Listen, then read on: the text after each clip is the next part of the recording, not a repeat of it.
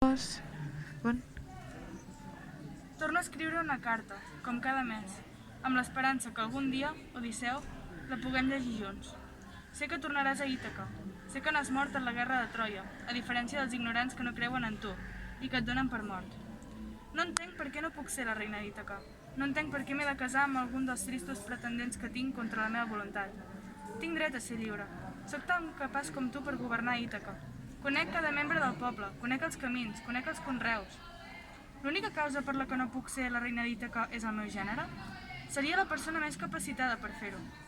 Qui em garanteix que si em caso amb algun d'aquells homes, Ítaca seguirà en peu? No saben el nom dels pastors, els mateixos pastors que estan en contra dels meus pretendents. Però per molt en contra que estiguis d'un grup de persones, si és una dona la que ha de governar, triaràs a qualsevol dels homes. Odisseu, sé que tornaràs abans que m'hagi de casar amb algun d'aquells homes. Jo et seré fidel. Seguiré teixint en aquest talent, eternament, esperant la teva arribada.